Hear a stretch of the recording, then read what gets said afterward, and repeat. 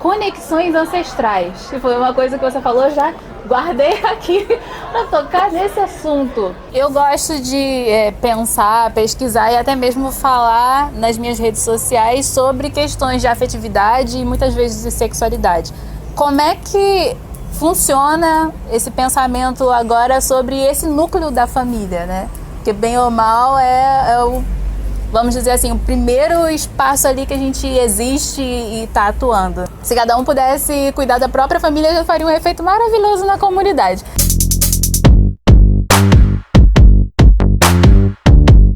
Hoje o tema é ancestralidade, porque, como vocês podem ver, sobraram trechos muito bons, muito importantes da entrevista lá do vídeo sobre sexualidade curativa com a Carol Amanda e também da primeira parte do vídeo sobre mulherismo africana com a Catiúcia Ribeiro. Então fiquem aqui para assistir o ponto de vista de cada uma delas sobre esse assunto, ancestralidade, família, de modo geral. E não deixem de seguir as nossas redes, as minhas e a das meninas também. A gente perguntou quem dali tinha experiência com o pai. Nós estávamos em 44 pessoas. Uma pessoa tinha experiência com o pai. Experiência com o pai não era aquele modelo, né, de comercial de margarina, né? A gente está pensando dessa família mesmo, de pensar e pensar também quais são os modelos de família, né? Que esses modelos de família, que esse modelo de família universal, mononuclear, ele não dá conta de nós, ele não dá conta das populações pretas, né? Eu acabei de dizer que eu fui criada pela minha avó, junto com a minha mãe. Que fenômeno é esse que faz com que os homens pretos não sejam pai? No último ciclo nós falamos justamente sobre isso, né? Será que ele realmente não quer ser pai? Será que ele não se importa com essa criança? Ou ele é construído socialmente para não se entender enquanto pertencente daquele lugar? Mas o texto da Bell Hooks, Vivendo de Amor, é um texto extremamente importante para a história da humanidade. Exatamente. Para se pensar enquanto pessoas pretas e para entender essa violência que o racismo fez de nós, né? Com essa impossibilidade de amar. E quando nós pensamos essa impossibilidade de amar, nós vamos pensar tudo isso que foi dialogado aqui. Nós vamos pensar esse homem preto que não consegue amar a sua companheira preta. Nós vamos pensar esse homem preto que não consegue amar o seu filho preto. E principalmente esse homem preto que não consegue se amar a si mesmo. E se ele não ama a si mesmo, ele não ama nada. A gente não percebe muitas vezes que carrega problemas, carrega traumas ou padrões de comportamento familiares. E isso chega onde? Também na sexualidade.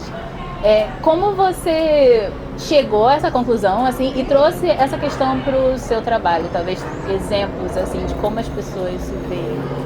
Olha, eu bebi numa fonte que são as constelações familiares. Quando eu li Constelação Familiar pela primeira vez, eu fiquei tipo, gente, o que é isso? Mais uma criação branca pra tumultuar minha vida. E aí eu fui ver, não, é mais uma coisa do povo negro, total. Exatamente. E aí, o mais interessante é que o princípio da constelação é a hierarquia. São 3 leis, a lei do amor, mas a lei da hierarquia que é a que eu quero trazer mais em relação à ancestralidade. A lei da hierarquia pressupõe que o pai e a mãe da gente é grande para sempre e a gente é pequeno. E que toda vez que acontece uma desordem nessa lógica dessa lei, a gente vai ter sequelas, consequências. Existe um impacto no não cumprimento da lei da hierarquia, ou seja, tem uma frase da Winnie Mandela que me impacta muito. Ela disse em um enterro, em um momento que eu não me recordo agora, ela disse assim: a lei natural diz que os pais vão morrer primeiro que os filhos. E aqui na África do Sul a gente enterra os filhos primeiro que os pais. Então existe um todo articulado, sobretudo por um sistema desigual e etc., racista e tudo mais, genocida, que impacta na nossa dimensão ancestral e que diz muito sobre a nossa apreensão espiritual. E aí eu não estou falando de religião. Sim. Então eu pergunto, como o mulherismo ele pode dialogar com a minha avó que está agora em São João de Meriti? A gente sempre costuma dizer... Que entrou no WhatsApp neste ano. A gente sempre costuma dizer que existe mulheristas em essência, né? Eu fui criada pela minha avó enquanto a minha mãe estava trabalhando. E aí eu lembro da minha avó, quando ela sentava todos nós, minha avó teve 8 filhos e isso desdobrou em 16 netos. E nós fomos criados todos juntos, né? Tu imagina, né? dentro de um aquilombamento, de um quilombo, só poderia ser criados todos juntos, assim. E aí eu lembro que tinha momentos que a minha avó chamava atenção na mesma medida dos dois. Então, quando nós pensamos nas nossas mais velhas, as nossas mais velhas eram mulheristas em essência, né? Porque tem algo que nós carregamos conosco, que é essa cultura e essa herança africana, né? Essa ancestralidade que faz com que a gente experimente a África o tempo inteiro. E é totalmente a abordagem quando você sente que tá trocando com alguém e não, sei lá, evangelizando. Exatamente, alguém, né? Porque na verdade existe uma coisa que a gente precisa fazer, né? Como que eu vou ensinar mulherismo africana para minha avó? Quem sabe ouvir a minha avó, ela não está me ensinando como ser mulherista, compreende? Ouvir a minha avó, porque essas experiências que as mulheres pretas que nos antecederam têm, é uma experiência mulherista de como elas organizaram a sua família, de como elas organizaram a sua comunidade, de como elas organizaram o seu território, sabe? Ali há uma presença mulherista africana, sabe? Como que essas mulheres pretas lutaram, por exemplo, a minha avó foi casada com meu avô durante muito tempo, eles eram da Frente Preta Brasileira, da Frente Negra Brasileira e tal. Então os dois tinham toda aquela preocupação de organização de família. A ancestralidade, óbvio, dentro do meu trabalho na IONI, a gente é um trabalho matricentrado, né? Centrado nas mulheres como matrigestoras, né? Muito por referencial de África e enfim. Mas nós somos as duas polaridades, feminina e masculina. A gente lembra que passou 6, 7, 8 ou 9 meses no ventre da mãe até nascer, mas a gente não pode esquecer nem negligenciar a informação de que a gente passou 72 dias no corpo e no órgão reprodutivo do nosso pai.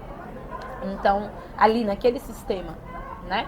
E para a gente fecundar, para a gente criar, é necessário que essas energias ou intra na gente mesmo, ou coletiva, ou enquanto coletividade, esteja bem alinhada, bem equilibrada. E numa família não é diferente. A energia masculina e a energia feminina é preciso estar em equilíbrio.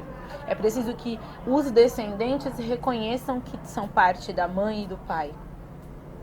E como a população negra, como a comunidade negra, sobretudo em diáspora, né, experimenta uma vivência de sequestro, uma vivência muito atravessada por dor, e em relação aos homens, por morte, a gente tem um desequilíbrio, a gente tem uma dimensão energética que faz parte de um todo, que diz respeito à ancestralidade, ao equilíbrio da energia feminina e masculina, e muitas vezes a gente não se dá conta, né? Falar de sexualidade é falar de prazer. E falar de prazer é falar de relacionamento com o todo, com o dinheiro, com a família, com amizades, com o corpo.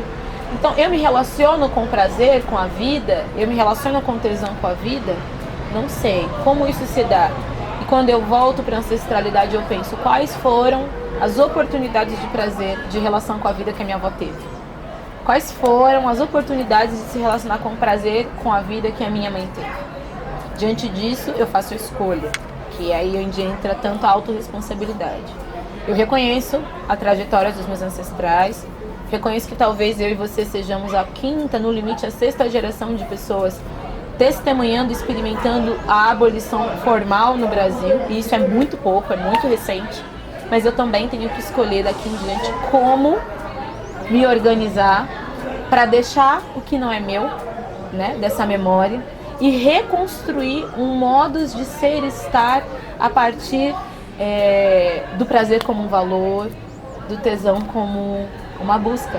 Existe algum tipo de relação entre o mulherismo e religiosidade? Seja, né, o que a gente cresceu vendo de uma vertente mais cristã e totalmente branca, desculpe falar, para as religiões de matriz africana também? Quando nós falamos de África, nós estamos falando de ancestralidade. E quando nós falamos de ancestralidade, é muito importante dizer que quando nós falamos de ancestralidade, nós não estamos falando de espiritualidade. Como nós acreditamos no mulherismo africano, a gente não acredita em religião, né? A gente entende que religião é religar-se a alguma coisa. E que nós já nascemos, né, com as ancestralidades e com as espiritualidades todas em nós, né? A gente só vem potencializando isso ao longo do tempo. Só que como nós buscamos experiências que nos antecedem, automaticamente nós passamos pela via da espiritualidade, isso é inegável. né? Isso, a espiritualidade, ela acontece. Parece que eu tô revisando, né? Requisitos para ser uma mulherista. Será que eu ateia posso?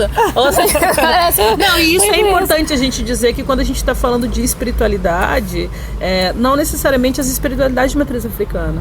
Né? É entender que dentro de uma perspectiva de uma unidade cultural africana, a África ela experimenta o tempo inteiro a espiritualidade. Ela é formada dentro de uma conjuntura espiritual.